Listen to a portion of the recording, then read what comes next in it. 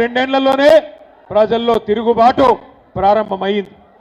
రైతు బంధు కేసీఆర్ గారు ఉన్నప్పుడు బ్రహ్మాండంగా ఒకసారి కాదు, రెండు సార్లు కాదు, 11 సార్లు మీరు దండం పెట్టే అవసరం లేకుండా, దరఖాస్తు పెట్టే అవసరం లేకుండా 73,000 కోట్ల రూపాయలు 70 లక్షల రైతుల ఖాతాల్లో నాటేసే టైం వచ్చిందంటే ఫోన్లన్నీ టింగు టింగు టింగ్ అంటుండే 70 లక్షల ఖాతాల్లో 73,000 కోట్లు పడ్డాయి. ఈరోజు ఉన్నదా పరిస్థితి? ఒకప్పుడు కేసీఆర్ గారు ఉన్నప్పుడు రైతు బంధు పడుతుందా అంటే అది ఆటోమేటిక్గా పడేదే కదా, ఏమున్నది వార్త అన్నట్టు ఉంటుండే.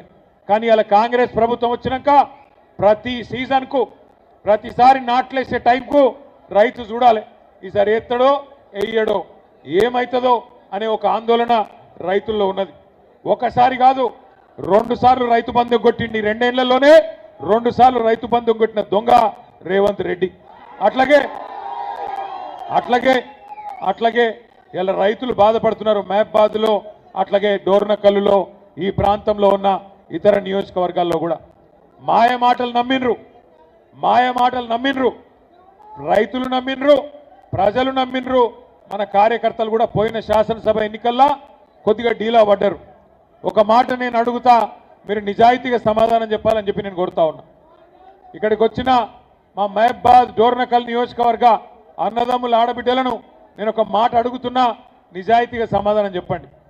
మీరు ఏమనుకున్నారు? మహబాద్ వాళ్ళు డోర్నకల్ వాళ్ళు ఏమనుకున్నారంటే పోతే మా ఒక్క సీటు పోతుందేమో కానీ కేసీఆర్ సార్ అయితే ఉంటాడు కదా అనుకున్నారు, అంతేనా? ఇది సీటీలు కొట్టే ముచ్చట కాదు, సిగ్గుపడే ముచ్చట. ఎందుకంటే ఇక్కడ మీరు ఓడిపోతే, ఎమ్మెల్యేలు గెలవకపోతే కేసీఆర్ సార్ ముఖ్యమంత్రి ఎట్లయితాడు? మీరేమనుకున్నారు? పోతే మా ఒక్క సీటు పోతుంది, పోతే మా ఒక్క ఎమ్మెల్యే పోతాడు, కానీ కేసీఆర్ ఉంటాడు కదా అనుకున్నారు. మాకేం డోకా ఉన్నది, రైతు బంధు వస్తుంది, 24 గంటల కరెంట్ వస్తుంది, గోదావరి నీళ్లు తెచ్చిండు కేసీఆర్ గారు కాళేశ్వరం రూపంలో. ఇదివరకు వాళ్ళు కాలువలతో విడిచిపెట్టిపోతే ఆ కాలువల్లో తుమ్మ చెట్లు మొలిస్తే మా డోర్నకల్లులో, తుంగతుర్తిలో, మా నెల్లికుదురులో, కేసముద్రంలో కాళేశ్వరం నీళ్లు తీసుకొచ్చిన ఘనత ఎవలది? గోదావరి నీళ్లు తెచ్చిన ఘనత ఎవలది? కేసీఆర్ గారిది. అందుకే మీరేమనుకున్నారు? కేసీఆర్ అయితే ఉంటాడు, పోతే మా సీటు పోతుంది అనుకున్నారు. కానీ ఇప్పటికి అర్థమైందా మరి?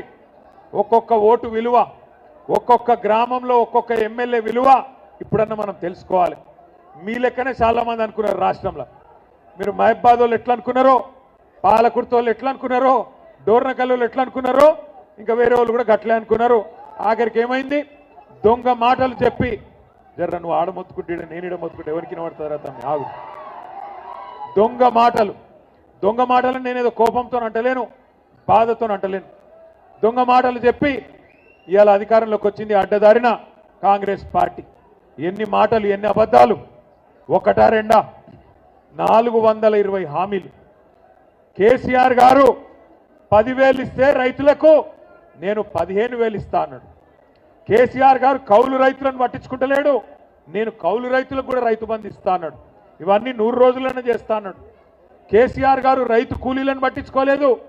జాబ్ కార్డు ఉంటే చాలు, నేను ఒక్కొక్కలకు నెలకు 1000 రూపాయలు ఇస్తా, ఆత్మీయ భరోసా అని రైతు కూలీలకు మాటిచ్చిండు. కేసీఆర్ గారు లగ్గం చేస్తే కళ్యాణ లక్ష్మి షాదీ ముబారక్ కార్యక్రమం కింద 1,00,000 రూపాయలు ఇస్తున్నాడు, నేను తులం బంగారం ఇస్తా అన్నాడు. కేసీఆర్ 2,000 పెన్షన్ ఇస్తున్నాడు, నేను ముసలమ్మకు ముసలయ్యకు ఇంట్లో ఉండే ఇద్దరికి 4,000 పెన్షన్ ఇస్తా అన్నాడు. ఒకదానికేమో సోనియమ్మ మీద ఒట్టన్నాడు, ఇంకో దానికేమో ప్రియాంక గాంధీ మీద ఒట్టన్నాడు, ఇంకో కార్యక్రమానికి రాహుల్ గాంధీ మీద ఒట్టన్నాడు.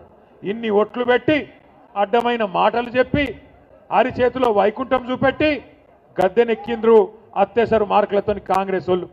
2 ఏళ్ళు అయిపోయింది. 100 రోజులు అన్నారు, గ్యారంటీ కార్డులు అన్నారు, బాండ్ పేపర్లు రాసిచ్చిండ్రు. మరి 2 ఏళ్లలో ఏం పీకిండ్రు నేను అడుగుతున్నా. ఏం చేసింది కాంగ్రెస్ పార్టీ? 2 ఏళ్ళు ఏమన్నా అడిగితే ఒకటే చెప్తారు, ఫ్రీ బస్ ఇచ్చినాం. ఎవలకు ఫ్రీ బస్సు? మహిళలకు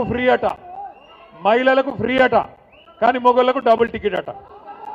ఇంట్లో ఉండే పిల్లగాళ్లకు చారణ పెంచిండ్రు బస్ పాస్లకు. ఇక ఫ్రీ ఎట్లయితే నాకు తెలియక అడుగుతా. అంటే ఇట్లా అబద్ధాలు చెప్పి రాష్ట్రాన్ని ఆగం చేసి మంచిగా నడుస్తున్న రాష్ట్రాన్ని ఇవాళ ఆగమాగం చేసే పరిస్థితి తీసుకొని వచ్చినారు. మన ప్రజలు కూడా నమ్మిండ్రు. కేసీఆర్ గారు 2000 పెన్షన్ ఇచ్చిండు కదా, మరి ఈయన చెప్తున్నాడు కదా 4000 ఇస్తా అని, ధనిక రాష్ట్రం కదా ఇస్తాడేమో అనుకున్నారు. మరి ఎక్కడ పోయింది ఇవాళ ధనమంతా? ఎక్కడ పోతుంది అంటే ఢిల్లీకి పోతున్నది. ఢిల్లీకి పోతున్నది. ఇలా నిజంగా మహబాద్కి ఇక్కడికి వస్తుంటే కవితమ్మ ఫోన్ చేసింది.